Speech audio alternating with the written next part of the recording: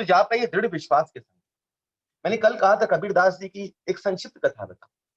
कबीरदास जी जब भक्ति के अंतर्गत में भगवान राम के भक्त हुए, कबीरदास कोई साधारण नहीं थे, निर्गुण नहीं थे, निराकार नहीं मानते थे, भगवान राम को मानते थे, पर अपने आप को गुप्त रखने के लिए, अपने आप को छुपा के रखने के लिए, अपने आप को इस तरह प्रदर्शित करते थे कि मैं निराकार निर्गुण रूप में बैठा, नाम नहीं लेते थे, पर आंतरिक रूप से राम के परम भक्त थे। और एक बहुत बड़े संत हुए उस वक्त जिनका नाम था रामानंद जी। और रामानंद जी मुसलमानों का मुख नहीं देखते थे, जो यवन थे यवन का मुख नहीं देखते थे, और भगवान राम की भक्ति करते हुए जीवन में आगे चलते थे। बहुत परम भक्त थे रामानंद जी। और एक बार यही इच्छा हुई कबीरदास जी की, मेरे अगर गुरु कोई बनेंगे तो रामानंद जी बनेंगे। पर कबीरदास जी की तरफ देखते भी नहीं थे रामानंद जी। क्या करें, कैसे करें? एक बार विचार किया कि मैं कैसे इनसे गुरु दीक्षा, क्या करूं? तड़पन थी, उत्कंठा थी। एक बार गंगा के तट पर में आकर के, गंगा की जो सीढ़ी है, सीढ़ी पर आकर कबीरदास जी और सोचे कि आज गुरु के मुख से यही भगवान का नाम यहीं से सुन करके मैं गुरु दीक्षा लूंगा। जैसे रामानंद जी निकलते थे, और जैसे रामानंद जी निकले और कबीरदास जी लेटे थे, और लेटे थे तो उनके शीश के ऊपर में, सर के ऊपर में रामानंद जी का चरण पड़ गया। और जैसे ही चरण पड़ा, उनके मुख से निकला राम राम राम राम राम निकला। और देख तो नहीं पाए कौन, पर वहां से आगे बढ़ गए। महाराज क्या अनर्थ हो गया, मेरा किसी के ऊपर पांव पड़ गया। तुरंत उल्टे पांव रामानंद जी निकल। पर कबीरदास जी देखे, कबीरदास जी के अंतर्गत में ये राम नाम की दीक्षा लेकर के राम कबीरदास जी आए। कबीरदास जी ने सारी जगह घोषणा कर दी, मुझे रामानंद जी ने दीक्षित कर दिया है। और राम नाम जप करते हुए अपने जीवन को आगे बढ़ाते थे। रामानंद जी चौंके, जब तक बात की रामानंद जी के पास गई, वो चौंके, बोले मैंने कोई दीक्षा नहीं दी, मैंने कबीर को कोई दीक्षा नहीं दी। तभी ये विचार किया कबीर को बुलाया जाए। और रामानंद जी कबीरदास जी से मिले एक पर्दे की ओट पे। एक पर्दा का ओट था, खाली मुख में नहीं देखेंगे। उधर में कबीरदास जी और इधर में रामानंद जी। रामानंद जी ने पूछा, हे कबीर, तुझे मैंने कब दीक्षा प्रदान करी, कब दीक्षा करी? गुरु ने कहा, हे गुरुदेव, आपने साक्षात दीक्षा करी, और ऐसी दीक्षा हर किसी को नहीं मिली जो दीक्षा आपने मुझे प्रदान की। मैंने तुझे कब दीक्षा दी?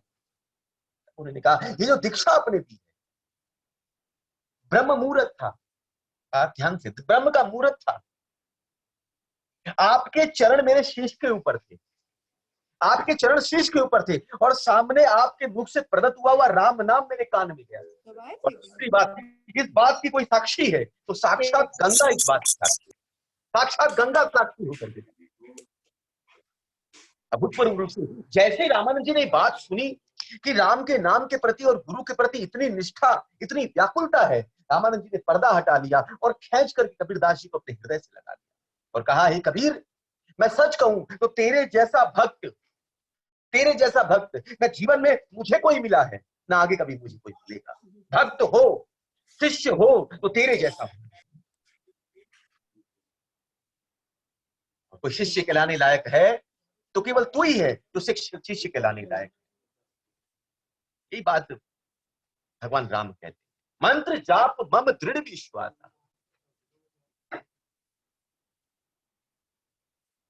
मंत्र जाप मम दृढ़ विश्वास। यही नाम जाप, यही नाम जब दृढ़ता के साथ होता है। शास्त्र कहते हैं नाम कल्पतरु है। कल्पतरु मतलब क्या होता है? तरु वृक्ष को भी कहते हैं, तरु तरणी को भी कहते हैं, जो पार लगाती नौका को भी कहते हैं तरणी। नाम वो है। नाव क्या करती है? नाव लोगों को पार लगाती है। और केवल नाव ही नहीं, नाव के अंदर जो लोहा लगा रहता है, लोहे में सामर्थ्यता नहीं है, पर लोहा जब उस नाव से चिपकता है तो पार ही नहीं पाता है, बल्कि लोगों को पार कर देता है। ध्यान से, नौका पार ही नहीं करती है, नौका के संग जो लोहा लगा रहता है वो भी पार करता है, और पार खुद भी नहीं होता, दूसरों को भी पार करता है। वैसे ही इसी तरह से हरिनाम भी जो है नौका के समान, और उसके अंतर्गत में जो लोहा लगा है, जो वैष्णव इस हरिनाम से जुड़ गए, हमको और कुछ नहीं करना है, केवल अगर मात्र करने वाले भक्तों के संग को भी प्राप्त कर ले तो हमारा बेड़ा पार हो सकता है। पर वैसे भजनानंदी संत जो उस हरिनाम से नित सतत जुड़े हुए, पर हमारा प्रयास क्या है? हम तो अभी जुड़ते हैं फिर निकलते हैं, फिर जुड़ते हैं फिर निकलते हैं। वो लोहा जब तक नौका से जुड़ा है तब तक तो पार लगाता है, पर वो नौका से बाहर हो जाए तो वो डूब जाता है। वैसे ही वो भजनानंदी संत हैं, वो संत जो नित्य हमेशा ठाकुर के चिंतन में है, मनन में है, उनकी सेवा में है, उनके ध्यान में है, वैसे संतों के संग मात्र में आने से भी हमारा बेड़ा पार हो सकता है। नाम करने की बात तो बहुत दूर की रही, नाम क्या कर देगा वो तो बहुत बड़ी बात है। नाम करने वालों के संग में आने से भी बेड़ा पार हो जाता है। ये नाम की महिमा है। हरिनाम, यहां पर भगवान कहते हैं, बहुत ध्यान से सुनिएगा, मंत्र जाप मम दृढ़ विश्वास। मंत्र कहते हैं, हरिनाम ने कहा मंत्र का। क्यों मंत्र का? मंत्र और हरिनाम में फर्क क्या? हरिनाम हरिनाम है। जब हम हरिनाम को ऐसे ही लेते हैं, भगवान के नाम को इसी प्रकार लेते हैं, किसी प्रकार स्वतः ही लेते हैं, वो हरिनाम कहलाता है। परंतु जब गुरु के द्वारा दीक्षा प्राप्त होने के बाद, जब गुरु के मुख से वही हरिनाम जब निश्चित होता है और हमको जब प्राप्त होता है, तब वो मंत्र कहलाता है। आप बोलोगे भाई इसमें इसमें फर्क क्या हो गया? नाम तो वही है जो हमने लिया, वही नाम है जो गुरु ने दिया, तो इसमें भेद क्या होता है? ये नाम जब गुरु के मुख से निकलता है तो और माधुरी प्रदान हो जाता है। जैसे ऐसे समझिए, जैसे कोई फल है, और जब फल होता है तो स्वतः ही वो फल जब बड़ा होता है, मीठा होता है, जब अपने आकार को बढ़ाता है, जब उसके अंदर भाव की गुठली बड़ी होती है, अनंत अनंत रस, जब मीठे मीठे रस उसमें भर जाते हैं, तो स्वतः ही वो पेड़ से वो फल भारी होकर के टूट करके झरा पर गिर जाता है, मीठा होता है।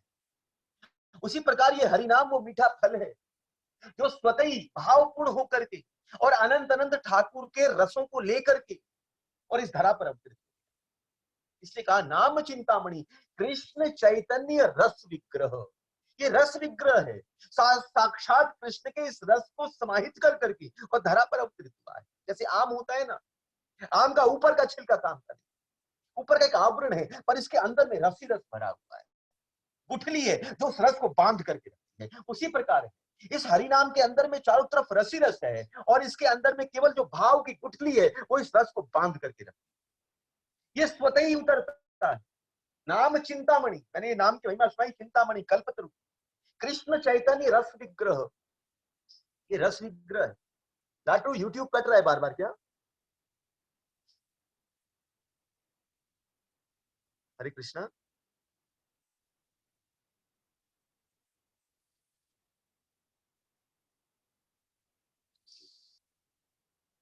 कृष्ण चैतन्य रस विग्रह, अनंत रस इसके अंदर प्रवाहित होती।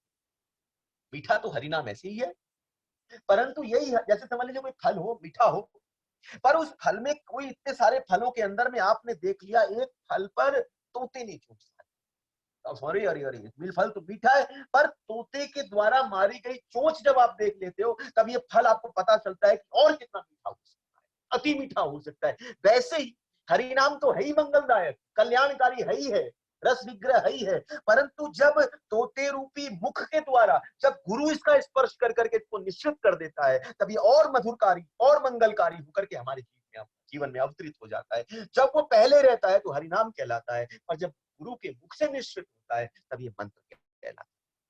इसलिए भगवान ने यहाँ पर विशेष रूप से कहा मंत्र जाप, नाम जाप नहीं कहा, मंत्र जाप। मंत्र जाप तब हो जब गुरु के द्वारा प्राप्त, इसलिए इसको बाद में रखा।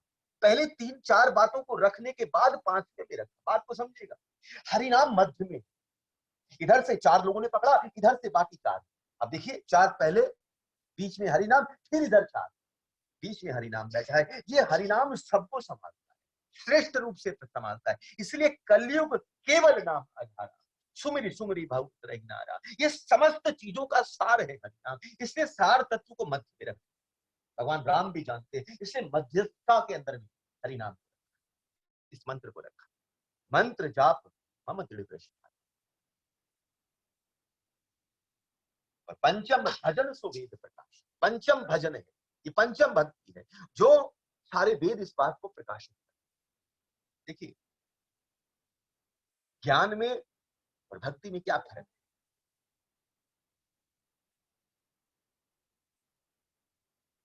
ज्ञान में जो भी चीज आपको प्राप्त होती है वो आपके पास सदा रहेगी। आपको जो ज्ञान मिलेगा वो सदा रहता है, वो निकलेगा नहीं, हमेशा विराजित रहेगा। ज्ञानियों के पास ज्ञान हमेशा रहता है, पर भक्ति का क्या स्वरूप है?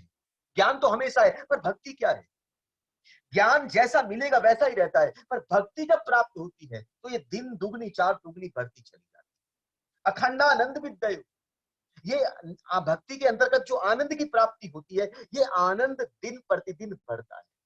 ज्ञान समान रहता है, एक ही स्थिति में रहता है, भक्ति बढ़ती, भक्ति अनंत नवीनता को देती है। इसलिए शास्त्र कहते हैं दीने दीने नवम नवम नवामि नंद संभव, कि दिने दिने हर दिन प्रतिदिन ये भक्ति हमारे अंदर में एक नवीन रस की प्राप्ति करवाती है, जो ज्ञान नहीं करवा सकता, ज्ञान नहीं करवा सकता। ज्ञान तत्वों को दे सकता है, सिद्धांतों को दे सकता है, परंतु भक्ति जो है ये नित्य जब हम हरि नाम करते हैं, जितने भी भक्त बैठे श्रवण कर रहे हैं, ये नित्य हरि नाम करने वाले आप लोग जितने भी हैं, रोज हरि नाम करते हो, रोज माला करते हो, पर ये रोज माला कर पा रहे हो, क्यों कर पा रहे हो? ये आपकी खुद की सामर्थ्यता नहीं है, बल्कि ये हरि नाम की खुद की इतनी मधुरिमा है कि खुद स्वतः ही आकर के आपके हाथ पर और आपकी जिह्वा पर विराज, माला रूपी हाथ में और जिह्वा पर विराज, क्योंकि नित्य नवीन रस की प्राप्ति। परंतु कहीं ना कहीं कपटता जब आती है ना, तो उस रस का आस्वादन नहीं हो पाता है। नाम तो ये रस देता है, पर आस्वादन नहीं हो पाता। जैसे समझ लीजिए कोई बीमार हो जाए और बीमार हो जाए तो महाराज जीभ का स्वाद बिगड़ जाए, और जब जीभ का स्वाद बिगड़ जाता है तो मीठी चीज भी तीती लगती है। तो वैसे ही है, इसका मतलब ये नहीं कि वो मीठी नहीं है, आपकी जिह्वा खराब है। उसी प्रकार है, हरिनाम अनंत रसों को देने वाला है, परंतु हमारे अंदर जो कपट रूपी, ये जो तीतापन आ गया है, जो बीमारी आ गई है, इस कारण से हरिनाम का स्वाद हमको प्राप्त नहीं होता। दिन प्रतिदिन बढ़ता है, दिन प्रतिदिन ये हरिनाम, ये भक्ति का जो आनंद है, ये दिन प्रतिदिन बढ़ता है, इसलिए भक्ति अनंत कहलाती है। आप सोच करके देखिए, राधारमण में कितने ऐसे भक्त हैं, वृंदावन में जाइए तो कितने ऐसे भक्त हैं जो रोज एक न एक बार राधारमण जी का दर्शन करते हैं। चाहे वो मंगला आरती करें, चाहे वो दर्शन आरती करें, चाहे वो धूप आरती करें, चाहे वो संध्या आरती करें, चाहे वो रात्रि शयन आरती करें, कोई भी आरती हो, पर एक आरती में जरूर अटेंड करते हैं। मैंने तो कितने भक्तों को देखा, रोज मैं जब जाता हूँ वो हमेशा ही मिलते हैं। उनका नियम है कि वो उस आरती को अटेंड करेंगे ही करेंगे, वो छोड़ नहीं सकते हैं, क्योंकि जब जब उस आरती को जब जब वो अटेंड करते हैं, जब जब उसमें अवस्थित होते हैं, जब जब अवस्थित होते हैं, तब तब उनको नवीनता की प्राप्ति, नवीन रस की प्राप्ति। ये ठाकुर का स्वरूप। जैसे कहते हैं ना, जो नेवला पालता है, नेवला पालता है, वो नेवले को खुला छोड़ता है, खुला छोड़ता है, और नेवला निकल जाता है बाहर। नेवला का मालिक कभी इंतजार नहीं करता है, पर संध्या होते होते होते होते वो नेवला घूम करके फिर अपने घर पे आता। आज किसी ने पूछा, महाराज आप अपने नेवले को बांध के नहीं रहे, जरूरत नहीं है बांधने की। बोला शाम होते होते आएगा। बोले क्यों आएगा? बोले इसको रोज मैं अफीम खिलाता हूँ। अफीम खिलाता है नेवले का मालिक, और जब अफीम के लेकर के जब बाहर निकलता है और अफीम का नशा जब उतरता है नेवले से, तो उस अफीम को फिर प्राप्त करने के लिए फिर वो भाग करके अपने स्वामी के पास स्वतः ही चल करके आता है। बोला मुझे इसको बांधने की जरूरत नहीं, इस अफीम में इतनी ताकत है कि इसको वापस यहीं पर लेकर के आएगा, ये छोड़ ही नहीं सकता है मुझे। उसी प्रकार है राधारमण की, जो एक बार दर्शन कर लेता है, और उनकी जो महाराज तिरछी चितवन है, उनकी आंखों के अंदर में जो स्नेह युक्त जो आकर्षण है, और उनकी मधुर मधुर जो मुस्कान है, एक बार ये दर्शन, ये दृष्टि जिस पर पड़ जाती है, वो बावरा होकर के सुबह से शाम तक महाराज उनके पट बंद हुए में भी प्रतीक्षा करता है कि कब ऐसा होगा कि राधारमण का पट खुल करके हमको दर्शन प्राप्त करना। छीन ले हंस के सबका ये मन, सखी रे मेरो राधा। राधारमण ऐसे हैं, ये ठाकुर का नाम, ठाकुर का रूप ऐसा है जो खींचता है, जो आकर्षित करता है।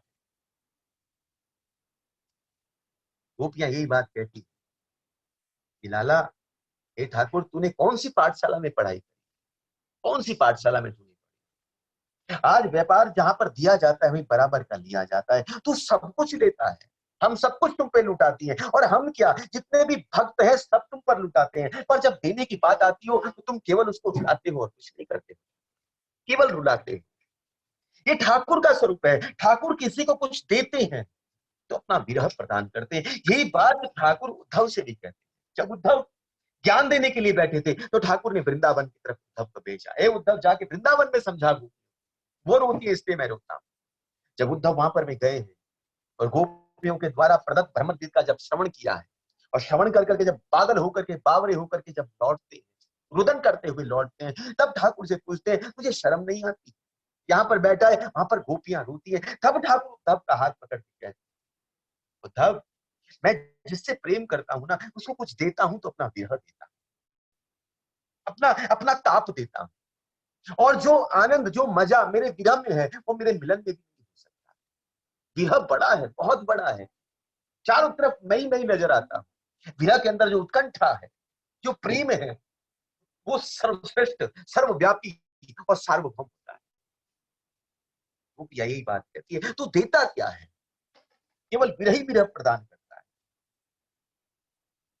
जीवन भर सब करो, आप सोचिए ठाकुर के लिए कितना करो। अगर ठाकुर के लिए रुदन हो गया, रोना आ जाता है, तो समझ लीजिएगा कि ठाकुर की कृपा दृष्टि वर्षित हो गई, ठाकुर ने नजर डाल दी है। जब विरह नहीं आया है, ठाकुर के लिए विरह जागृत नहीं हुआ, मतलब अभी तक कुछ नहीं हुआ है। माला झोली लेकर के केवल हम घीस रहे हैं। गोस्वामी सनातन रूप गोस्वामी भक्त रसायन सिंधु में बोलते हैं, बोला माला टूट टूट करके गिर जाएगी, कितने जन्म लग जाएंगे, कुछ नहीं। महाराज बात यहाँ पर मैं फिर यही बात, गोस्वामी बोलते हैं कुछ नहीं होगा। और एक जगह कहते हैं कि नाम मात्र कर लेने से सारे क्लेशों का नाश होता है। क्लेशाग्नि शुभदा मोक्ष लघुता। दो बात किस प्रकार है, यहाँ रूप गोस्वामी कहना चाहते हैं कि माला लो, पर माला के संग में अगर आप इस माला से संसार चाहोगे, भोग चाहोगे, विलास चाहोगे, तो ये माला वो तो दे देगी, पर उस परमानंद की प्राप्ति आपको जीवन में किसी भी दशा में कल्प कल्पांतर बीत जाएंगे तभी भी नहीं प्रदान नहीं करेगी, नहीं करेगी। क्योंकि आपके जीवन में उस माला के प्रति, उस नाम से आपके अंदर में और भौतिक कामना और भौतिक इच्छाएं हैं, इसलिए नाम वो दे देगा आपको, पर उस चीज की प्राप्ति। इसलिए कहा कि अपने मन को बदलना, और उस मन का जो बदलाव होता है वो कैसे होता है, मन पवित्र कैसे होता है, ये भगवान ने 4 चरण आगे में, 3 चरण आगे में समझाए कपटता। पहला, प्रथम भक्ति संतन कर संगा, दूजी रति मम कथा प्रसंगा, गुरु पद पंकज सेवा, तीसरी भक्तिमान संतों का संग करना, उनके संग बैठ करके कथा श्रवण करना, और तीसरी बात गुरु पद पंकज सेवा। ये जो चीजें हैं, ये जीवन में जब आती हैं, तो जीवन में अपने अंदर की गलत चीजें दर्शित होती हैं, तब वो निकलता है, तब जाकर के गुरु के द्वारा दीक्षित प्राप्त होकर के वो मंत्र रूप में जीवन में आता है, तब उसका पाठ करते हैं, तब जीवन में उस परमानंद की प्राप्ति। इसलिए 5वीं जगह पर भी मंत्र जाप रखा है, मंत्र जाप मंत्र विश्वास। भगवान यही देते हैं, जहां पर मैं ठाकुर का नाम लेकर, ठाकुर की कथा श्रवण कर करके अगर आंखों में अश्रुपतन नहीं हो, कैसी कथा सुनते हैं। भक्त हुए नरसिंह, भक्तमाल में कथा आती है, नरसिंह जी ये केदार राग गाते थे, राग है, राग के अंदर केदार राग होता है, उसके लिए अलग से महाराज चीजें होती है, बजाने का यंत्र होता है, सब कुछ होता है, केदार राग। और ये नरसिंह जी इतने परम भक्त थे, जब ये केदार राग गाते थे तो भगवान वृंदावन बिहारी की कंठ की माला स्वतः ही टूट करती थी। आप पढ़िए भक्तमाल के अंदर में नरसिंह जी की कथा, स्वतः ही जो माला पहनते थे भगवान ठाकुर, अपनी माला को स्वतः ही टूट कर करके और नीचे गिर जाती, जब ये केदार राग गाते, जब गाना बैठते। और जितने भी अरसिक थे, जब उनको पता चला कि नरसिंह जी के गीत से, भजन से इस प्रकार की चीजें होती हैं, तभी महाराज सबने बोला कि लगता है कि पतले धागे की पहनाता होगा, और उस वक्त ऐसा गाल करके थोड़ा सा हाथ लगा देता होगा तो माला टूट के गिर जाती होगी, और चारों तरफ लोग, भक्त लोग नरसिंह नरसिंह नरसिंह नरसिंह कर करके उसका गुणगान करते हैं। इस बार हम क्या करेंगे, हम माला बनाएंगे, देखो तोड़ करके, रेशम के धागे की माला बनाएंगे और तोड़ करके दिखा, मोटी महाराज मोटी माला बनाई गई। और उसी समय नरसिंह जी को पैसे की आवश्यकता थी, उन्होंने अपना जो केदार राग था वो एक सेठानी के पास गिरवी रखवा दिया, जो यंत्र था। महाराज इस बार बैठे, नरसिंह जी बोले, सबने कहा नरसिंह जी माला टूटेगी, बोले क्यों नहीं टूटेगी, बैठो तो सही। महाराज तुरंत इस बार राग जब शुरू किया, घंटों घंटों निकल गए, माला नहीं टूट रही।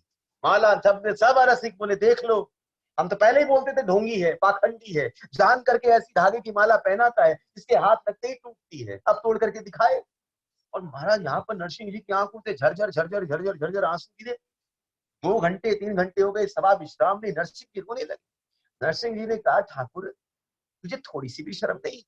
हाँ, अगर तेरी जगह वैकुंठपति को, वैकुंठनाथ को भज लेता तो पता नहीं क्या कर देते। अरे द्वारिकाधीश को अगर मान लेता तो तीनों लोक मुझे समर्पित कर देते, सब कुछ लुटाने के लिए तैयार हो जाते, और एक तू है ये 2 टके की माला तुझे इतनी प्यारी लग गई कि अपने हृदय से चिपका करके तू बैठ गया है। तेरे से इतना भी नहीं हुआ कि इसको तोड़ करके धरा पर गिरा दे। मुझसे ज्यादा प्यारी तुझको ये माला हो गई। आज तूने अपने कंठ से चिपका दी इस माला को। चारों तरफ इस नरसिंह की बदनामी हो गई। सब कहने लगे नरसिंह ऐसा है, नरसिंह ढोंगी है, सारी बातें उड़ गई। तभी ठाकुर वहां से निकले और जाकर के सेठानी के पास गए और वहां पर भी गिरवी में दिया हुआ जो उसका यंत्र था उनको पैसे देकर के वो छुड़वाया और उस सेठानी को सबसे पहले दर्शन देने के बाद फिर आए और जाकर के नरसिंह जी से कहा, ये नरसिंह, अगर तुझे लगता है कि मैं इतना बेकार हूं, वैकुंठ नाथ और द्वारिका नाथ इतने श्रेष्ठ है, तो क्यों मुझे भजता है? क्या दरकार है मेरी भजन करने की? उनको ही क्यों नहीं भज लेता है? नरसिंह जी रो रो कर कहने लगे, ठाकुर, सांप का डसा है, वो सांप किसी को डस लेना तो मंत्र काम कर जाता है, परंतु जो आपकी आंखों से डस लिया गया महाराज, उसको कोई मंत्र, कोई तंत्र, कोई यंत्र नहीं मिलता है। उसके जीवन में केवल एक ही चीज रहती है, रोना, धोना और सिसकना। ठाकुर बोले, एक नरसिंह, ये जो माला टूट करके तो सुनता था ना, वो तेरे लिए सुनता था। आज तेरा ये जो दर्शन था ना, ये प्रदर्शन में परिवर्तित हो गया। तूने लोगों को इकट्ठा कर करके ये प्रदर्शन करने का प्रयास किया। ये नाम जब तू ऐसा कर देता, आज माला अगर मैं कंठ से गिरा देता तो चारों तरफ तेरी ख्याति व्याप्त हो जाती, और जहां यश रहता है ना, वहां पर रस नहीं रहता, वहां से रस स्खलित हो जाता है। इसलिए तेरे रस को बचाने के लिए आज किसी तरह पकड़ करके, ये कंठ की माला तो कब की टूट गई थी, जब तूने पहला ताल छेड़ा उसी समय टूट गई थी, पर अपने हक से लेकर के जबरदस्ती में पकड़ करके बैठा था कि अगर ये गिर जाएगी तो तेरा मान होगा, और जहां मान होगा वहां तेरे हृदय से मेरा प्रेम निकल जाएगा। इससे तेरे प्रेम को बचाने के लिए मैंने ये अवस्था कर महाराज। आंखों से नरसिंह के धड़ धड़ के आंसू गिरने लगे। हे ठाकुर, आप भाव की रक्षा करते, भाव की रक्षा करते हो। ये ठाकुर वही वृंदावन बिहारी, ये राधा रमण यही है जो जीवन में कुछ देते हैं, भक्तों को जीवन में कुछ देते हैं। तो अपना विरह, अपना ताप, अपना रुदन, भगवान के नाम पे रोना, ये नाम वही देता है। हरि नाम करने बैठे, माला झोली हाथ में हो और महाराज माला करते करते आंखों से अश्रुधारा नहीं बहे, किस बात की नाम करते? इस नाम में अनंत रस है। तब अपने आप को टटोल करके देखना चाहिए कि हमारे अंदर में कहां पर ये कपटता बैठी है। क्या ऐसा कर दिया है कि ये नाम का रस हमको नहीं मिलता है? और रूप गोस्वामी, सनातन गोस्वामी, आचार्यगण माला लेकर के हरे भी बोलते हैं तो आंखों से झरझर कर करके आंसू। ऐसा कौन सा हरे बोलते हैं? ऐसा कौन सा भाव जागृत हो गया है? ऐसी क्या चीज की प्राप्ति? ध्यान रखें, अपनी चीजों को संभाले। नाम में वो सामर्थ्य है जो सब कुछ आपको दे सकता है। तो संसार में सब कुछ पाता है, और संसार में सब कुछ जो पाने वाला वो संसार में भटकता है। समझ लीजिएगा इस बात को। हम सोचते संसार में हमको सब कुछ मिल जाएगा, संसार के नाम में, संसार के यश में सब मिलेगा, पर जो संसार में सब कुछ प्राप्त कर भी लिया हो, नाम, यश, प्रतिष्ठा सब प्राप्त कर लिया हो, धन प्राप्त कर लिया हो, वो संसार में भटकता है। परंतु जो व्यक्ति अपने इस संसारी वैभव को, ऐश्वर्यता को त्याग कर करके और वृंदावन में जाकर के अपने आप को लुटा देता है, वही असल में आनंद में अपने जीवन को बिताता है, वही असल में झूम पाता है, आनंद में रह पाता है। उसकी आंखों में जो अश्रुधारा है, जो कृष्ण नाम पे रोया है, जिसने अपनी आंखों में कृष्ण नाम के लिए अश्रुधारा बहाया है, उसको पूछो कृष्ण नाम के लिए रोने में क्या आनंद की प्राप्ति होती है। कभी जाओ वृंदावन जाओ, कभी किस संत को, किसी भक्त को देखो कि नाम के लिए, नाम करते करते अकेले में उसकी आंखों से झरझराते हुए आंसू टपकते हैं, उसके चरण पकड़ लो, उससे पूछो, हे बाबा तुझको क्या मिलता है, ये आनंद कैसा है, इस आनंद की कुछ बूंदें हमारे जीवन में परिवर्तित। चरण पकड़ लीजिए, उनके चरण रेणु लेकर के बार बार शीश पर लगाइए। कृपा करें संत देव, कृपा करें, कृपा करें, यहां से कुछ उच्छलित होकर के बिंदु हमारे जीवन में, ये आनंद हमारे जीवन में। इसलिए कहते हैं, ठाकुर कहते हैं, मंत्र जाप मम दृढ़ विश्वास। ठाकुर का नाम इतना श्रेष्ठ है, इसकी थोड़ी सी गहराई को समझिए। मंत्र जाप मम दृढ़ विश्वास, यहां पर दो बातों को रखा है, 3 शब्दों का खेल है। मंत्र जाप पहला, मम दूसरा, और दृढ़ विश्वास तीसरा। मंत्र जाप, मम, भगवान ने, ठाकुर ने मम शब्द को बीच में रखा। एक तरफ है मंत्र जाप और इधर में है दृढ़ विश्वास, और बीच में रखा है मम। मतलब क्या? मम मतलब मैं, मेरा, मुझसे मम है। जैसे बोले ये मेरा है मम, मैं मम, मुझसे मम, मम शब्द आता है। तो भगवान कहते हैं इन दोनों को आश्रय किया। किसको? नाम को, मंत्र जाप और दृढ़ विश्वास, इन दोनों के मध्य में मन को डाला है। क्यों डाला है? भगवान कहना चाहते हैं कि मंत्र जाप अगर कोई करना चाहता है, कोई भी मंत्र नहीं चलेगा, कोई भी तंत्र नहीं चलेगा, नाम जो भी निकलेगा किसका? मेरा नाम निकलेगा। मंत्र जाप मम, मम यहां पर मम लगेगा, मेरा नाम। और दृढ़ विश्वास, दृढ़ विश्वास किसके ऊपर? दृढ़ विश्वास भगवान बोलते हैं मुझ पे। देखिए बात विश्वास की है, विश्वास में अपने आप दृढ़ता होती है। विश्वास मतलब दृढ़, परंतु भगवान को दृढ़ विश्वास क्यों कहना पड़ा? विश्वास अपने आप में दृढ़ होता है, फिर भगवान को दृढ़ विश्वास क्यों कहना पड़ा? क्योंकि जीव का स्वभाव होता है संशय करना, शंका करना। हम थोड़ा सा भी भक्ति के अंदर में आगे बढ़े, थोड़ा सा भी नाम ले, थोड़ा सा भी कुछ करें और थोड़ा सा भी कुछ गलत हो जाए जीवन में, हमको संशय पैदा होता है। क्यों हो गया? ये किस लिए हो गया? हरिनाम करने से तो नहीं हो गया, संग करने से तो नहीं हो गया, हम भगवान की पूजा करने गए इसलिए गए, ऐसा इसलिए तो नहीं हो गया। हर छोटी छोटी बात हमारे जीवन में शंका को पैदा करती है। अब सोच करके देखिए, घर से निकले किसी ने पीछे से टोक दिया, शंका पैदा, नीचे उतरे किसी ने छेक दिया, तब शंका पैदा हो गई, बिल्ली ने रास्ता काट दिया तब शंका पैदा हो गई, बाएं आंख दाएं आंख फड़क रही है तब शंका हो। हर हर हर बात पे, हर क्रियाकलाप के अंदर में हमारे अंदर में शंका ही पैदा, हमारे अंदर विश्वास नहीं है। और विश्वास है भी तो किसके ऊपर में विश्वास है? इस संसार के ऊपर विश्वास करते, संसार की बाह्य आडंबरों पे विश्वास करते। बिल्ली महाराज गाड़ी आ गई नीचे, मर गई, क्या करे? पंडित जी ने बोला सोने की बिल्ली दान करो, मतलब बाह्य चीजें दिखा दी। अब उस सोने की बिल्ली के ऊपर विश्वास हो गया है कि सोने की बिल्ली दान कर देंगे तो हमारे जीवन से वो बिल्ली जो मरी है हमारे कारण, उससे उद्धार मिल जाएगा। हमने बाह्य चीजों को पकड़ा, ये भागवत करा लेंगे तो मुक्ति मिल जाएगी। बाहरी भागवत आंतरिक गुह्य चीज देने वाली है, हमने उसके बाह्य आडंबर को पकड़ा है, हरिनाम के बाह्य आडंबर को पकड़ा है, एकादशी के बाह्य आडंबर को पकड़ा है। एकादशी करने से फायदा क्या होगा? इसलिए महात्मा पढ़ते, ओह आज भैया आज की एकादशी करो, क्यों फायदे? मतलब एकादशी इसलिए करते हैं कि जीवन में क्या फायदा होगा? नहीं नहीं, एकादशी इसलिए करें कि हमारे जीवन में उत्कृष्ट प्रीति की प्राप्ति, कृष्ण को प्रिय है इसलिए एकादशी। हम विश्वास करते हैं भाई आडंबरों के ऊपर, हम विश्वास करते हैं संसारिक चीजों के ऊपर। ठाकुर कहते हैं जो मुझ पर जो संसार पर विश्वास करता है वो हमेशा धोखा खाता है, ठोकर खाता है, परंतु जो मुझ पर विश्वास करता है वो नित्य नवीन परमानंद की प्राप्ति करता है। तो भगवान ने यहाँ पर में जो कहा विश्वास करो, ये विश्वास भगवान ने दो कारणों से कहा। एक पहला कारण भगवान ने कहा मंत्र जाप मम दृढ़ विश्वास। दृढ़ता शब्द क्यों लगाया? इसके दो चीजों से भगवान, पहला कि जीवन में जब आप भक्ति करते हुए आगे चलो, हरिनाम करते हुए आगे चलोगे तो जीवन में किसी प्रकार की ठोकर लग सकती है, जीवन में किसी प्रकार का कलेश पैदा हो सकता है, दुख पैदा हो सकता है, भय पैदा हो सकता है, परिस्थितियां बिगड़ सकती है, जीवन में अलग अलग तरह की विडंबनाएं आ सकती है।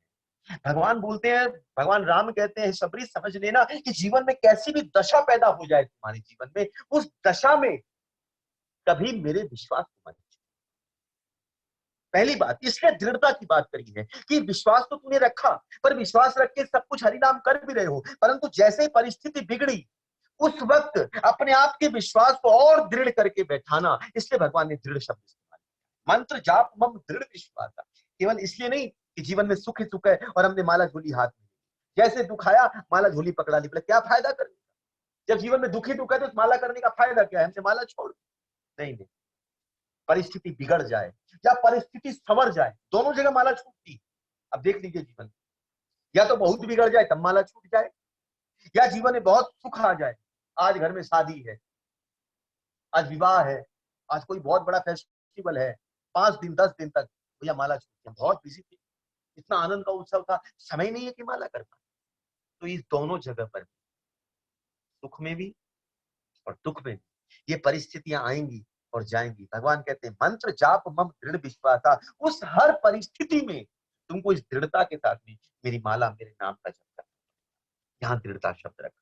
और दूसरी दृढ़ता बात करी मम दृढ़, भगवान कहते हैं कि मैं, ये समझ ले सबरी, मुझ में और मेरे नाम में किसी प्रकार का भेद, किसी प्रकार का, मैं और मेरा नाम एक ही है। इस बात को दृढ़ विश्वास के संग पकड़। मंत्र जाप मम दृढ़ विश्वास। मम मतलब मैं, और मंत्र जाप मतलब मेरा नाम। मैं और मेरा नाम दृढ़ विश्वासा एक है, और इस पर दृढ़ विश्वास कर।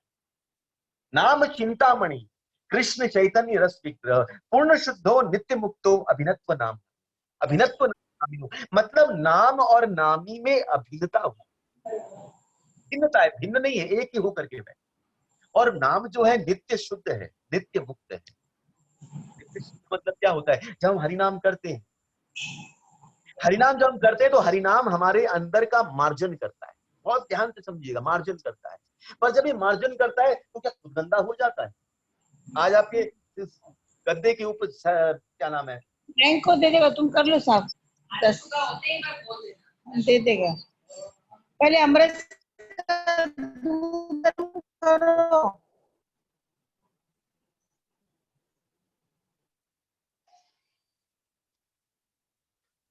हाँ था गंदा। अगर समझ लीजिए आपकी चौखट गंदी हो जाए, दाल गिर जाए, कोई सब्जी गिर जाए, उसको आप किसी कपड़े से पोंछोगे तो वो जगह तो साफ हो जाती है, पर कपड़ा मटमैला होता है। तो क्या हमारे अंदर से जब हरिनाम साफ करता है, हमारी गंदगियों को सफा करता है, तो क्या हरिनाम गंदा होता है? क्या नहीं, गंदा नहीं होता है। इसलिए कहा ये नित्य मुक्त है और नित्य शुद्ध है, ये अशुद्ध नहीं। एक प्राकृतिक सूर्य है, जब ये नाली गड्ढों से भी पानी खींचता है और खींच करके जब वर्षा रूपी पानी देता है तो मीठा ही पानी देता है। वो खारा पानी नहीं देता, मलमूत्र नहीं फेंकता है। खारा पानी समुद्र का नहीं फेंकता है, मीठा पानी फेंकता है। उसी प्रकार है, जब एक सांसारिक सूर्य ऐसा करता है, तब तो ये भगवान के महाराज अनंत गोलोक से प्राप्त ये सूर्य के समान है। तो ये कहां से कलमश, क्या गंदा हो सकता है? हरिनाम महाराज विशेष रूप से नाम चिंतामणि कृष्ण चैतन्य रस विग्रह पूर्ण शुद्धो नित्य मुक्तो अभिनत्व नाम। नाम और नामी में अभिन्नता को व्याप्त कर करके हरिनाम। कुछ सोचा था, अभी कुछ दिमाग में चल रहा था कि बोलूंगा, पर निकल गया। आवाज आती है तो निकल जाता है, स्किप कर जाता है। विश्वास दृढ़, हमारे अंदर कमी है तो इस विश्वास की कमी। मंत्र जाप मम दृढ़ विश्वास। अंदर में इच्छा, कभी कभी सवाल भी उठ जाते हैं, ये जो हरिनाम करते हैं ये सच में भगवान के पास जाता है? भगवान ये सुनते हैं? कहीं ना कहीं शंका है, संशय है। भगवान बोलते नहीं, इसको दृढ़ रूप से विश्वास कर, हर परिस्थिति में विश्वास कर। ये नाम है, और नाम मुझ में और मेरे नाम में किसी प्रकार का भेद। इस बात को तो कई कई रामायण के अंदर में बहुत जगह भगवान राम ने दिखाया है। समुद्र मंथन, जब समुद्र जब बांध हो रहा, समुद्र को बांधा जा रहा था, तब इस बात की लीला करके भगवान राम ने दिखाया कि नाम लिखा हुआ पत्थर तक तैरता है। इस बात को बहुत जगह जगह दिखाया है। भगवान हनुमान जी की लीला के अंतर्गत में दिखाया, जब दुष्यंत के संग हुआ था, तब महाराज जी से हनुमान जी के पास दुष्यंत भाग के जाते हैं, तब नाम नाम की महिमा को घोषित करके दिखाया कि भगवान राम के नाम की महिमा को श्रेष्ठ विश्वास। एक बार एक जगह महाराज 3 साल से 4 साल से पानी नहीं बरसा था। तभी वहां पर एक संत गुजरे, सारे गांव वाले परेशान थे, पानी नहीं हुआ, बारिश नहीं हुई है, कैसे होगा, खेती नहीं हो पा रही है, क्या करेंगे। सब प्रयास कर लिया, कुछ नहीं हुआ। तभी एक संत वहां से निकले, संत को पकड़ा, संत से पूछा क्या बारिश हो सकती है? संत बोले मैं कल हरि नाम करूंगा और मुझे पूर्ण विश्वास है कि वर्षा 100% होगी। सबने कहा होगी? बोले एकदम होगी। सबको विश्वास हो गया, ठीक है कल हम आएंगे, विश्वास है हमको बारिश होगी। सबने विश्वास किया, और दूसरे दिन सुबह सब पहुंचे, और एक बालक था छोटा, वो छतरी लेकर के। सबके अंदर विश्वास था, पर उस बालक के अंदर दृढ़ विश्वास। वो दृढ़ विश्वास था, इसलिए छाता लेकर के आया कि जरूर बारिश तो होगी होगी, इसलिए अपनी रक्षा करने के लिए छाता लेकर के आया। ये दृढ़ विश्वास था। हमारे अंदर विश्वास तो है, पर उस दृढ़ता की कमी हो जाती है। कहीं ना कहीं वो संशय हमारी दृढ़ता को नाश कर देता है। इसलिए ध्यान रखना चाहिए कि हर परिस्थिति में, जैसी भी परिस्थिति, जैसी भी स्थिति हो हमारे जीवन में, क्या हो, उस नाम के प्रति हमारे अंदर में वो दृढ़ विश्वास होना चाहिए महाराज। इसलिए नाम क्या है? बोलते हैं कि वैष्णव परंपरा के अंतर्गत, और वैष्णव परंपरा के अंतर्गत विभूषित जो कृष्ण नाम होता है, वही नाम श्रेष्ठ।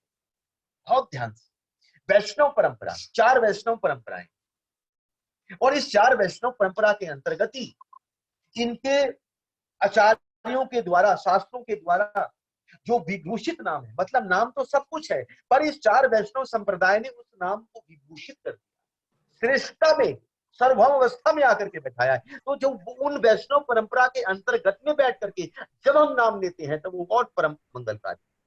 तो 4 वैष्णव संप्रदाय सबको पता है, ब्रह्म, माधव, गौड़िया वैष्णव संप्रदाय, रुद्र संप्रदाय, श्री संप्रदाय और चतुर्थ कुमार संप्रदाय। इस 4 संप्रदाय का 4 अपना अपना। राम संप्रदाय का अलग मंत्र है, रामानुजा संप्रदाय अलग मंत्र है, परंतु सब में सबसे श्रेष्ठ कोई है, एक ही है, हरे कृष्ण कृष्ण कृष्ण हरे हरे, हरे राम राम राम हरे हरे। क्योंकि ये मंत्र ही नहीं है। यहाँ तो भगवान कहते हैं मंत्र जाप मम दृढ़ विश्वासा, परंतु जब ये किया जाता है तभी हो जाता है महामंत्र। महामंत्र जाता है जिसमें राम भी है और जिसमें कृष्ण विराजमान करके अपनी चीजों को विस्तारित करते हैं। राम वाले भी इसको कर सकते हैं, राम को मानने वाले भी कर सकते हैं और कृष्ण को मानने वाले भी कर सकते हैं। दोनों ही इसको करके अपने जीवन को निर्धारित कर सकते हैं। इसलिए हमको ध्यान भक्ति करें, नाम करें, पर दृढ़ विश्वास के साथ। बंदरों की तरह परीक्षा नहीं करनी चाहिए। जैसे मैंने पहले दिन कहा था ना, बंदर परीक्षा में उतर गए, खेतों को उजाड़ करके देखते थे बीज निकलेंगे, तो परीक्षा नहीं करते, बल्कि सबरी की तरह प्रतीक्षा रूपी वृक्ष लगा करके और उसमें नवदा भक्ति के फल लगा करके और इंतजार करें, प्रतीक्षा करें, प्रतीक्षा का फल लगा लें। और नवदा भक्ति की जब वृक्ष लगा लें, प्रतीक्षा का वृक्ष लगा करके और नवदा भक्ति के जब उसमें फल लग जाएं तो महाराज उसको तोड़ कर करके और चख करके, जैसे सबरी ने प्राप्त कर दिया है, वैसे ही महाराज इस प्रतीक्षा में बैठ कर करके और मुख से इस हरिनाम को ही स्वाद ले करके और कृष्ण के चरणों में अर्पित कर, अपने राधा रमन के चरणों में कर दिए। आपके मुख से निकलता है तभी और कुछ नहीं होता है, और मीठा होकर के राधा रमन के चरणों में। सबरी ने तो बेर दिए हैं, ये बेर और कुछ नहीं है, ये अपने अंदर के भाव को, अपने अंदर की करुणा को, अपने अंदर की विचारधारा को, अपने अंदर के सारे महाराज जितने भी गुण थे उनको समाहित कर करके और अपनी जिह्वा से, दांत से स्पर्श करा करके सबने भगवान राम के मुख में प्रदान किया। वैसे हमको भी करना है। इस हरिनाम रूपी इस बेर के अंदर में, एक एक मन का एक एक बेर के समान है, इसके अंदर में हम भी क्या करें। इसके अंदर में जब एक से लेते हैं हरे कृष्ण जब बोलते हैं तो एक मन का को आपने अपनी जिह्वा पर रख लिया है और उसपे राम का, कृष्ण का नाम लेकर के और अपने भाव, अपने अंदर के सारे गुण को, अपनी विचारधारा को, अपनी मनोदशा को उसके अंदर डाल कर करके और महाराज खींच कर करके दूसरे बेर पे जाएं। और वो बेर क्या करें, ठाकुर राधा रमन के चरणों में जाकर के अर्पित करें। ये विशेषता है। अभी हमने इतनी मालाएं करी, जब हमने माला करी सारे चारों तरफ से जितने वैष्णव थे सबने जोर लगाया, 15,231 माला। मैं सोच नहीं सकता था, सच कहूं मैंने पहले ही कहा कि मैंने जब ये शुरुआत की थी मैंने सोचा था कितनी माला हो सकती है, तो मैंने जब सोचा कि 50 लाख नाम सोचू, मैंने कहा 50 लाख को जब मैंने डिवाइड किया, मैं बोला 6,000 माला। मैं चौंक गया, मैं बोला इतनी माला तो नहीं हो सकती। मैंने फिर उसको 1 करोड़ मैंने सोचा, 1 करोड़ माला। मैं बोला 1 करोड़ तो हो नहीं सकता है नाम भगवान का। 50 लाख पर आया, 50 लाख में भी मैंने देखा महाराज 6,000 माला चाहिए, तो चलो देखते कितनी हो पाती है कितनी हो पाती है। परंतु जब देखा वैष्णव को जाकर 3,000 माला, सॉरी 3,000 माला 50 लाख और 6,000 माला थी 1 करोड़। मैं चौंक रहा था, 1 करोड़ माला 1 करोड़ नाम होगा, नहीं हो सकता है। मैं देखा इतना बड़ा परिवार, पर मैंने देखा 50 लाख कर देता हूँ, 3,000 माला तो हो सकती है, हो जाए। परंतु जब देखा तो महाराज 15,000 माला, 2.5 करोड़ नाम भगवान आप लोगों के सारे वैष्णव के मुख से निकले। और हमने क्या किया, हम सबने लेकर के अपने परिवार की इस माला को संग्रहित कर करके और इस माला को लेकर राधा रमन के चरण में अर्पित कर दिया। यही बेर को प्रदान, यही अर्पित करना है। और आप देखिए आज भी है यूट्यूब पे वीडियो, जिसको वहां पर बैठ करके गोसाई पढ़ कर करके और राधा रमन को, वो माला नहीं, वो बेर ही आपके मुख से निश्चित हुआ वो बेर ही मीठा मीठा नाम ही है जो ठाकुर के चरणों में, और ठाकुर ने उसको अपने कंठ पर धारण कर करके हमारा अवस्थित। ये वो नाम है जो नित्य, जो हमेशा मीठा और गुणकारी। इसलिए ध्यान रखना चाहिए किस प्रकार दृढ़ विश्वास के संग मंत्र जाप मम दृढ़ विश्वास, इस दृढ़ विश्वास के संग भगवान के नाम को। देखिए उर्दू में एक शब्द है खार, खार कहते हैं कांटे, और दूसरा शब्द है गुल, गुल कहते हैं गुलाब को, फूल को, गुल। तो किसी ने पूछा कि खार का वजूद क्या है, खार मतलब कांटा, कांटा का वजूद क्या है, तो बोलने लगे संत कहते हैं, बोला गुल से नजर का हटना ही खार। समझिएगा बात, गुल से नजर हटी तो खार की तरफ नजर पड़ी। मतलब खार, कांटा कब लगता है आपको? जैसे फूल से नजर आपकी हट जाती है, कांटा आपको लगता है। मतलब फूल से नजर हटेगी तो कांटा दिखाई देगा। अगर फूल तक, जब तक फूल पे नजर आपको कांटा दिखाई देता है। बोला खार का वजूद क्या है? बोला खार का वजूद तब तक है जब तक फूल पर नजर है, जो गुल पर नजर नहीं है। जैसे गुल पर नजर चली गई, खार का वजूद निकल जाता है। वैसे ही राधा रमन के जो चरण है, ये गुल के समान है, पुष्प के समान है। जिसकी दृष्टि राधा रमन के चरण पे पड़ती है, तो ये खार रूपी, दुख रूपी कांटा हमारे जीवन में नहीं दिखाई देता है। पर जैसे ही यहाँ से नजर हटती है, हमारे जीवन में केवल दुख ही दुख, दुख ही दुख दिखाई देता है। हमको क्या करना? केवल इस राधा रमन के चरण की तरफ दृष्टि, उनके नाम की तरफ दृष्टि। जब तक हमारा विश्वास, दृढ़ विश्वास के साथ उस नाम को करते हैं, उनके उस गुल रूप पे हमारी दृष्टि रहती है, तब तक संसार का दुख हमको प्रभावित नहीं करता है। कांटा तो है, खार तो वहां लगाई है उस पुष्प के साथ में, पर दृष्टि हमारी उसकी तरफ। वैसे ही जब नाम की तरफ, नाम रूपी गुल की तरफ, भगवान के रूप रूपी गुल की तरफ, उनके चरण रूपी चरण कमल की तरफ जब हमारी दृष्टि रहती है, हमारी नजर रहती है, हमारा ध्यान, हमारा चिंतन रहता है, हमारा भजन रहता है, तब क्या होता है? ये संसार रूपी खार रूपी जो दुख है, ये हमको दिखाई नहीं देता। पर जैसे ही इस गुल से दृष्टि हटेगी, संसार का दुख हमको प्रभावित करता है। तुलसीदास जी कहते हैं, कलयुग केवल नाम अधम, सुमरी सुमरी बहुत रही हरेर नाम, हरेर नाम, हरेर नाम हो केवलम, कलाउ नास्ति एव, नास्ति एव, नास्ति एव। ये दो बात करी। देखिए दोनों जगह कहा कलयुग केवल नाम, नाम की बात, हरेर नाम, हरेर नाम, नाम की बात रखी है। पर यहाँ पर में भगवान राम कहते हैं मंत्र जाप, नाम जाप नहीं था। उसमें क्यों किया? क्योंकि भगवान ने बता दिया पीछे गुरु सेवा होगी और गुरु के द्वारा दीक्षित होगा, तब वो नाम नाम नहीं रह जाता है, तब वो मंत्र का काम करता है। और मंत्र किसको कहते हैं? मंत्र का मतलब क्या होता है? मंत्र का मतलब होता है मन को जो त्रा देता है, मन को जो त्रायते मतलब मन को जो पार लगा देता है, वो मंत्र होता है। जब हम हरि नाम रूपी महामंत्र करते हैं, तब ये हमारे मन को नियंत्रित करता है, मन को बांधता है, मन को सही दिशा दे करके भगवान के चरणों में लगाता है, तारता है, आध्यात्मिकता की तरफ लेकर के जाता है, इसको ऊंची गति देता है, वो मंत्र कहलाता है। महाराज बोलना बहुत कुछ है, समय की सीमा है, नाम की महिमा अद्वितीय है। इसलिए नाम की महिमा, नाम की शुरुआत पहले मानने से होती है। पहले मानो फिर जानो। हम बोलेंगे पहले नाम को, किसी को, भगवान को जानेंगे तब करेंगे, तो जीवन क्या कोटि कोटि जन्म लग जाएंगे, कृष्ण को जान नहीं पाएंगे। पहले मान करके करना पड़ता है। चलो मान लिए, इतना काम तो मान करके ही करते हैं, संसार के हर काम को मान के ही करते हैं। चलो करते हैं, करते हैं, जान करके नहीं करते हैं, मान करके करते हैं। अगर जान करके संसार के काम को करते तो एक कदम संसार में आगे नहीं बढ़ा पाते। जान करके करते, सोच करके देखिए, जहां पर में हम जो कुछ करते हैं, जो कुछ हम कर रहे हैं, हमको पता नहीं है। हम जो बोलते हैं आज हमारे जीवन में इतनी इतनी हमारी जिम्मेदारियां कितनी बढ़ गई हैं, हमने विवाह किया है, बच्चे हो गए, तो ये किसने बोला है करने के लिए? किसने बोला है करने के लिए कि करना ही पड़ेगा? कि हमने स्वतः ही, हमारी इच्छा थी कि हमने विवाह किया है, पत्नी आ गई है, तो हम कहते हैं हमारे जीवन की जिम्मेदारी बढ़ गई है, अब बच्चे हो गए, जिम्मेदारी बढ़ गई है। अगर ये जान करके करें, अगर ये जान जाए कि ये जिम्मेदारी है, जान करके समझ करके करेंगे, तभी कभी भी नहीं करेंगे। हम मान करके जीवन में आगे और भगवान को जानने का प्रयास करते हैं, उल्टा करते हैं। संसार कर को जान करके काम करिए और अध्यात्म को मान करके काम करिए, तब जीवन की गति प्राप्त हो। हम उल्टा करते हैं। शराब की बोतल को पहले जान लीजिए क्या है, कितना घिनौना है, कितना गलत है, कहां लेकर के किस गड्ढे नाले में गिराएगा, क्या दुर्गति कर देगा, ये सिगरेट पी करके किस किस दिशा में ले जाएगा, ये जान जाएंगे तो कभी उसको नहीं करेंगे।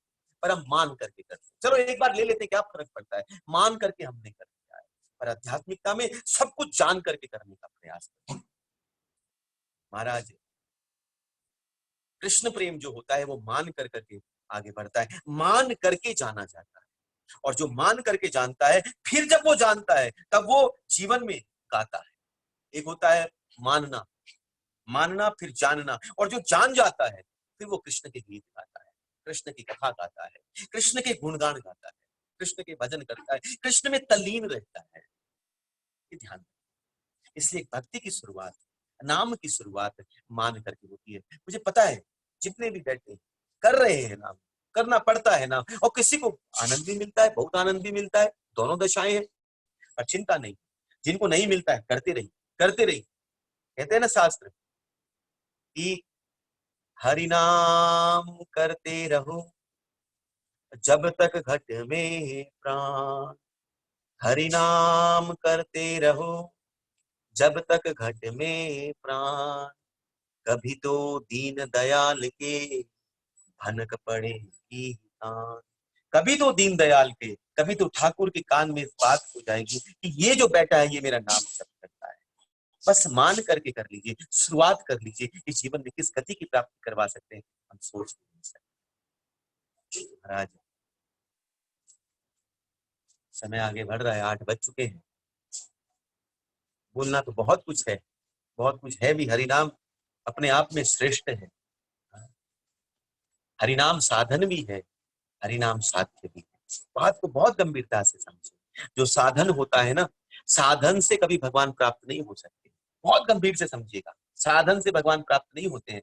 हम जितने भी चीजें कर रहे हैं, हम अर्चन कर रहे हैं, वंदन कर रहे हैं, भगवान का नाम ले रहे हैं, हरि कथा सुन रहे हैं, ये सब साधन है। आप बोलेंगे प्रभु जी आप क्या बात करते हो, क्या हरि कथा से, हरि नाम से भगवान नहीं मिलेंगे? अगर हम साधन में जब तक हैं, अगर हम बोले कि इस साधनों से भगवान की प्राप्ति हो सकती है, हरि नाम से भगवान की प्राप्ति हो सकती है, भगवान की कथा से भगवान की प्राप्ति हो सकती है, तब मतलब भगवान इस चीजों से बंधे हुए हैं। ये तो लेना देना हो जाएगा, मैं ये करूं इसके बदले आप मुझे ये दो, ये तो व्यापार हो जाता है। साधन से प्राप्ति नहीं होती। साध्य क्या होता है? कृपा होती है। यही नाम और यही कथा जब साध्य रूप में बैठती है, ये कृपा रूप में जब आकर के बैठती है, इससे नाम और कथा ये साधन भी है। साधन क्या करती है? आपके चित्त का मार्जन करती है और कुछ नहीं करती। चेतो दर्पण मार्जनम, ये जब मार्जित हो जाता है, सफाई हो जाती है, तब इस हृदय में आकर के ठाकुर बैठते हैं। साधन मार्जन का काम करता है और साध्य प्राप्ति को दिलवा देता है। हरिनाम पहले मार्जन करता है, हरि कथा पहले मार्जन करती है, और यही हरि कथा और हरि नाम बाद में साध्य रूप में ठाकुर को पकड़ कर करके इस हृदय में आकर के बैठाने का काम भी ये हरि नाम और हरि कथा ही। इसलिए साधन को कभी छोड़ा नहीं जा सकता है, कभी भी हम साधन को छोड़ नहीं सकते हैं कि जीवन में चाहे तो हम हरि नाम को और हरि कथा को छोड़ दें, चाहे हम किसी भी गति में पहुंच जाए, हम कभी नहीं छोड़ सकते।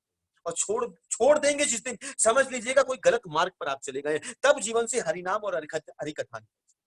ये साधन भी है और साध्य भी है। जैसे समझिए कि कोई सफेद कपड़ा हो और उसको अगर आप लाल रंग में रंग दो तो क्या होता है? ध्यान से समझिएगा, कपड़ा तो वही है पर उसका रंग परिवर्तित हो गया है।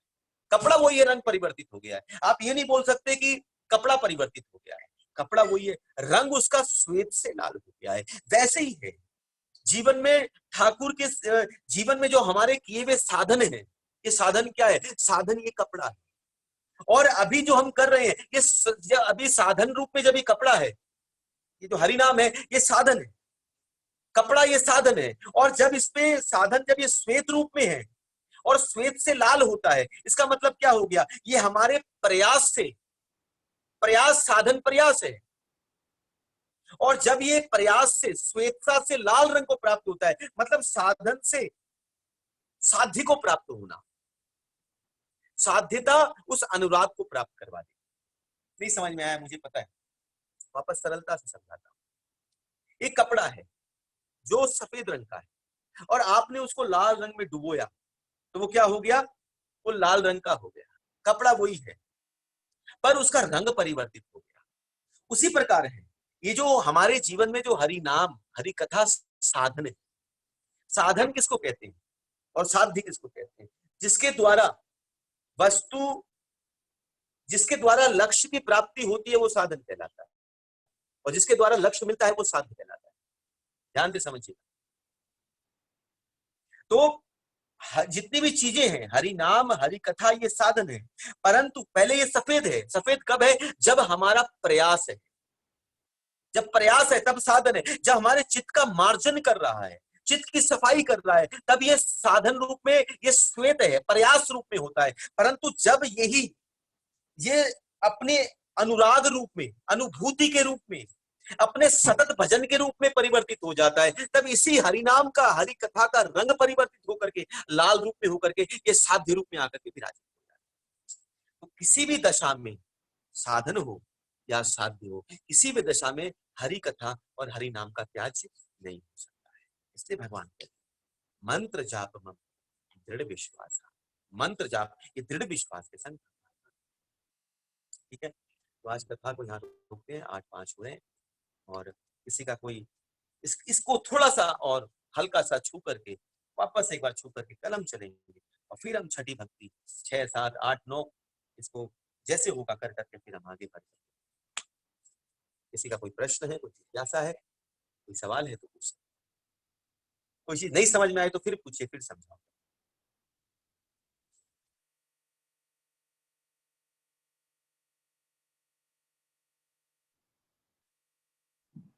हरे कृष्णा प्रभु। हाँ प्रभु। प्रभु आपने बताया ये साधन का मतलब हुआ कि जो लक्ष्य की प्राप्ति के लिए जो प्रयास करते हैं वो साधन हुआ। हाँ। और साध्य के लिए क्या बताया? साध्य भी जैसे माइक है, माइक क्या है? साधन है। और अच्छा। माइक की जो आवाज जा रही है, आपका लक्ष्य क्या है? माइक है कि माइक के द्वारा आवाज है? क्या लक्ष्य है? माइक के द्वारा आवाज है। आवाज। पर माइक क्या हो गया? उस आवाज को पहुंचाने का साधन है। समझ में आई बात? हरे कृष्णा। हाँ हरे कृष्णा, ठीक है, म्यूट कर देना होगा। तो साधन क्या हुआ? माइक वो साधन है और आवाज वो साध्य है। क्लियर? राइट। तो वैसे हरिनाम साधन भी है और साध्य भी, दोनों हुई। आज आप हरिनाम कर रहे हैं, भगवान के धाम में भी जा करके, भगवान के सामने रह करके भी भगवान का नाम ही उपस्थित होता है। जितने भी हम नाम लेते हैं, गोपीनाथ, राधारमण, ये कितने भी आए हैं, गोपियों ने, राधिका ने, ये जितने भी हैं, इन्होंने इस नाम को विस्तारित किया है, उन नाम को दिया है। तो नाम को देने वाले ही ये सब जितनी भी गोपियां हैं, ये महामंत्र राधिका के मुख से निकला है, स्वयं राधिका के मुख से विस्तारित। तो ये हर स्थिति में, साधन हो या साध्य हो, हर स्थिति में हरिनाम और हरि कथा उपस्थित रहती है। ठीक है, तो हम ये कह सकते हैं प्रभु हरिनाम से ही हरिनाम को पाना है। हाँ, हरिनाम से ही उस शुद्ध हरिनाम को पाना है, उस प्रेम में, आनंद में, उस सतत हरिनाम को पाना है। जैसे कल कहा था ना कि जब हम प्रयास करते हैं, तो प्रयास, जब किसी वस्तु के लिए प्रयास करना होता है तो परिश्रम कहलाता है, उसमें आनंद नहीं मिलता है। परंतु जब वो वस्तु के प्रति हमारा सतत स्वतः ही काम होने लगता है, तब उस काम में मस्ती आती है, आनंद आता है। तो वैसे ही हरिनाम अभी प्रयास है, हरि कथा अभी प्रयास है, इसलिए उसका आनंद नहीं मिलता। परंतु यही प्रयास जब सतत हो जाए तब इसमें आनंद की अनुभूति हो जाता है। जो जब प्रयास रूप में है तब वो साधन रूप में है, और जब वो अनुभूति रूप में हो जाता है, अनुराग रूप में हो जाता है, तब वो साध्य रूप में आकर के। समझ गए। हरे कृष्ण। हरे कृष्ण प्रभु जी। हाँ माता।